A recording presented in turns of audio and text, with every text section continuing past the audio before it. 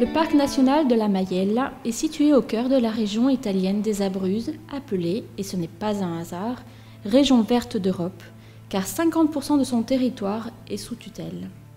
Le parc, qui s'étend sur plus de 74 000 hectares, a un caractère de haute montagne. Bien 55% de son territoire se situe à plus de 2000 mètres d'altitude.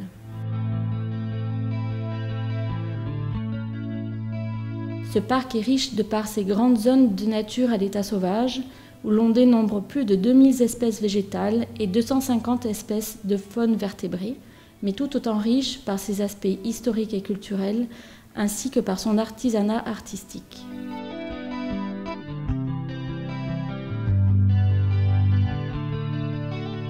Les activités agricoles, même si elles se limitent à une petite partie du territoire, sont menées avec des techniques respectueuses de l'environnement qui ont permis à de nombreuses espèces de plantes et d'animaux de vivre ensemble et survivre alors qu'elles disparaissaient ailleurs. Dans ce territoire, l'agriculture a en outre permis de préserver des variétés agricoles autochtones et le patrimoine culturel qui leur est associé. En 2003, le projet Coltiviamo la Diversità, Cultivons la diversité, est né, cofinancé par la Direction de la conservation de la nature du ministère de l'Environnement et de la tutelle du territoire et de la mer, avec pour finalité la récupération des variétés agricoles locales et leur valorisation. Le projet a commencé avec une phase de recherche sur le territoire des variétés autochtones encore cultivées, qui ont été ensuite cataloguées dans le répertoire des variétés agricoles locales. Par la suite, on a cherché à développer un réseau d'agriculteurs gardiens à qui a été confiée la tâche de maintenir la culture de variétés locales grâce à l'échange réciproque de semences, de variétés fructifères, mais aussi d'expériences. Le projet a déjà accueilli l'adhésion de plus de 30 entreprises qui se sont engagées à cultiver les variétés autochtones,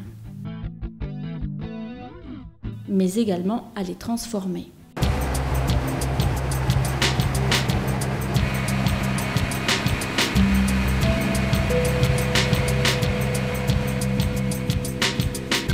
Le parc a mis en place un programme d'aide destiné aux agriculteurs gardiens de la zone du parc qui cultivent des variétés autochtones comme le froment tendre Cazorella, l'épeautre écotype de l'Italie centrale, quelques variétés d'oliviers, diverses variétés de pommes, poires et légumes secs, l'ail rouge de Sulmona,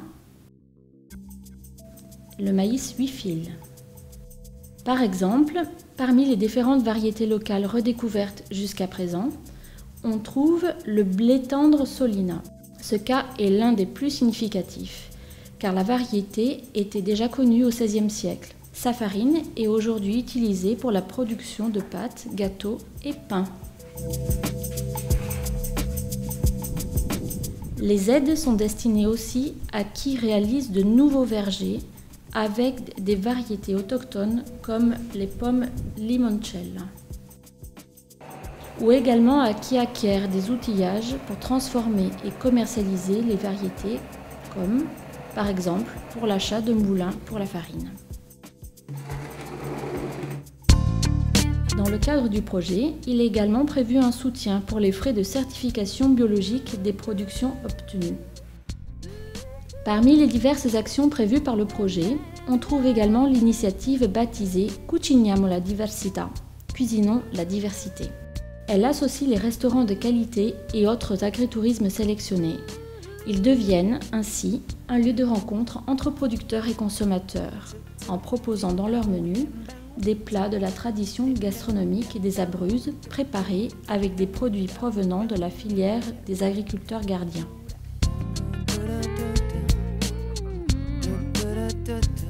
Un remerciement tout particulier est adressé aux agriculteurs gardiens.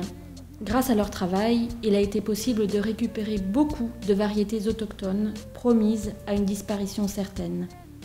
Un patrimoine génétique et un héritage culturel pourront au contraire être transmis aux générations futures.